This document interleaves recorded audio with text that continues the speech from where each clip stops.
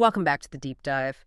Today, we're not just looking at the evolution of technology itself. We're looking at the individual minds, the visionaries who literally, willed our modern world into existence. Every single time you use your smartphone or a computer or even just the wireless signal that's connecting you to us right now, that's their direct legacy. That's the core of our deep dive today. Yeah. When we talk about these breakthroughs, it's easy to focus on the machines, the circuits or the silicon. The hardware. The hardware. But the real foundation was laid by people who just refused to accept the limits of their time. Our mission is to really unpack the specific, sometimes surprising details of how they built these bridges to our digital present. Okay, let's start with maybe the most abstract idea of all, the theoretical architects of computing. This story, unbelievable, begins almost 200 years ago with a woman named Augusta Ada Byron. Better known as Ada Lovelace. Right. Ada Lovelace, born in 1815 and now widely seen as the world's first computer programmer. And what's so fascinating about her story is that her path was almost engineered by her mother, Lady Byron. Engineered how? Well, Lady Byron was absolutely determined to stop Ada from inheriting let's call it the passionate, poetic temperament of her estranged father. Lord Byron, the poet. The one and only. So her mother figured the antidote to poetry was intense, rigorous logic. So instead of poetry, the answer was cold, hard math. Exactly. She was immersed in mathematics and logic from a super young age. And this training put Lovelace in this really unique spot. She had the precision of an analyst, but she still had the imagination of a true visionary. She wasn't just a number cruncher. Not at all. She was thinking philosophically about what computation could be. And that perspective really paid off when she started working with Charles Babbage in the 1830s. Right, on his analytical engine. Which was this massive mechanical computing device that, and this is the key part, only existed on paper. That's the critical context.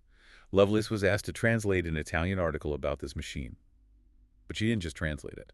No, she did a lot more. She added her own extensive set of notes, and these notes ended up tripling the length of the original text, right? Exactly, tripling it. And those notes are where the magic happened. I mean, it's just wild. She wrote the software before the hardware even existed. Precisely. Her most famous edition, Note G, has what we consider the very first computer algorithm. A method for calculating Bernoulli numbers. Yes. But the real leap wasn't the calculation.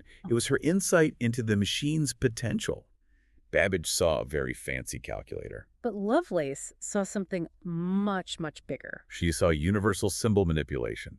She realized that a machine that could manipulate symbols based on rules, not just numbers, could theoretically compose music or create graphics. Basically, she envisioned the software age a whole century before the tech was there to build a computer. A stunning foresight. It's just incredible. That vision, that theoretical programming, connects so perfectly to our next giant, Alan Turing. Born in 1912.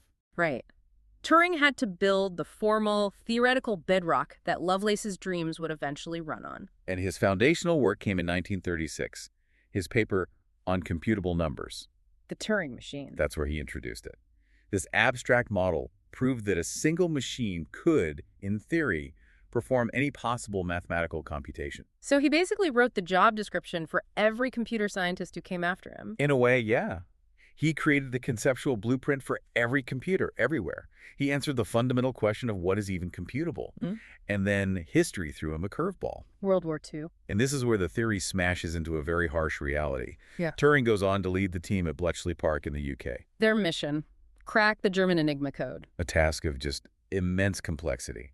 The Enigma machine had billions of settings, changing every single day. So Turing's solution wasn't just brainpower, it was building a machine to fight a machine. It was technological firepower. He helped design the bomb machine, an electromechanical device built to rapidly test Enigma's settings, which drastically cut down the time needed to decode German military communications.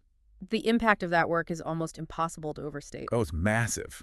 Estimates suggest his work shortened the war by at least 2 years. Saved countless lives. And the painful irony is that this world-saving work remained classified for decades. For decades. So the man who built the theoretical foundations of our digital world, his greatest practical achievement was shrouded in secrecy. He never got that public recognition in his lifetime. And his legacy just kept growing after the war. His 1950 paper, Computing Machinery and Intelligence, basically set the stage for our current obsession with AI. It's the paper where he asks the famous question, Can machines think? And introduces the Turing test. Which is still a crucial benchmark for AI research today. It's just so tragic that he faced persecution for his homosexuality and died so young, but his ideas now drive this entire field. Okay, we need to shift gears now. We're moving from the code, the theory, to the physical infrastructure. The power that makes it all run. Let's talk about Nikola Tesla, born in 1856. Tesla was a totally different kind of genius. He had this incredible ability to visualize complex machines in his head, in perfect 3D, down to the last screw. Without needing to sketch anything. Never.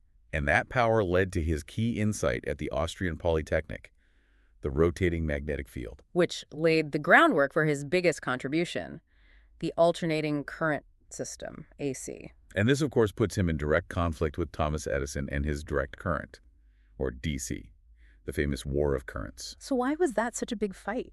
Well, that war was a brutal commercial battle. Edison's DC system had a fatal flaw. It was only effective over really short distances, maybe a mile or two. So you'd need a power plant in every neighborhood. Pretty much. It's just not practical. What? But Edison had huge investments in DC patents, so he fought tooth and nail to discredit AC. Even during those awful public demonstrations, right? Yes. Electrocuting animals to show how dangerous AC supposedly was. It was a nasty business. But AC, with Tesla's designs, won out in the end. Why? One word. Efficiency.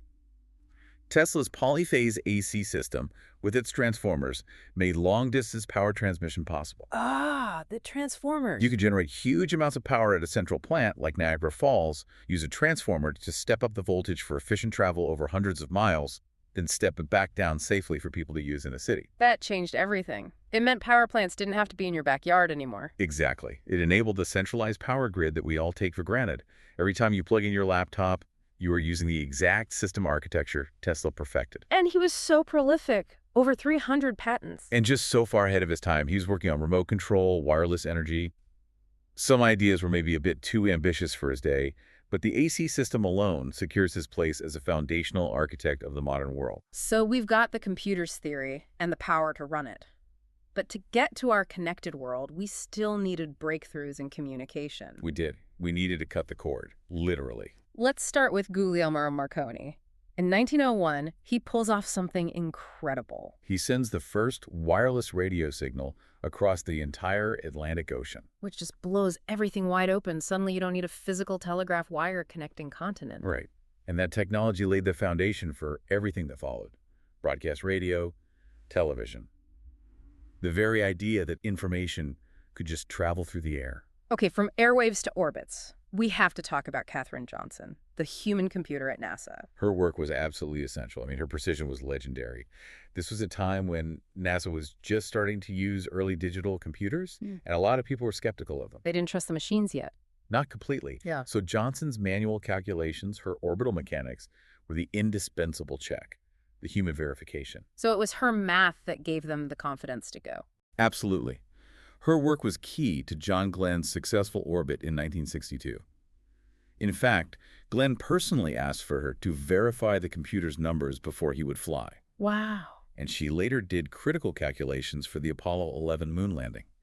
She was the bridge between human calculation and the digital age of computing. And finally, a pioneer who might be the most surprising of all. A true blend of Hollywood glamour and hardcore engineering. Hedy Lamarr, the famous actress. Her dual identity is just amazing. During World War II, she wanted to help the Allied effort, so she co-invents this brilliant system. Frequency hopping spread spectrum technology. It sounds complicated, but the goal was simple. Radio-controlled torpedoes were easy for the enemy to jam. So you send a signal, they find it, and they block it. Right. Her solution, which was inspired by player piano rolls, was to have the signal rapidly jump between dozens of different radio frequencies. It made the torpedo's guidance signal almost impossible to find and jam. And this idea from a movie star was just dismissed by the U.S. Navy. It was. They thought it was impractical at the time. But the idea, the patent, it survived. And here's the amazing part for you listening right now. It's not some obsolete piece of history. Not at all. Lamar's frequency hopping principles are fundamental to the tech you use every second. Wi-Fi, Bluetooth, GPS, they all rely on the spread spectrum techniques she developed. So when you pull it all together, what does the impact of all these pioneers really look like? It means we are fundamentally living inside their vision. Lovelace gave us the concept of software, which became a trillion-dollar industry. Turing gave us the theory for the hardware and the framework for AI. And Tesla, well, he delivered the AC system that powers the global infrastructure for all of it. And when you think about your daily life, that GPS on your phone relies on Katherine Johnson's math to put the satellites in the right orbit, and it uses Hedy Lamarr's frequency hopping to get the signal to you without interference. They didn't just invent parts. They created entire paradigms for how to innovate. And their stories show that these breakthroughs often come from the most unconventional places, don't they? A poet's daughter, a Hollywood actor, a mathematician whose work was kept secret for years. And that legacy of delayed recognition, like with Turing and Lamar, it really raises a final question for you. Okay. What crucial innovations or theoretical leaps are going completely unrecognized right now?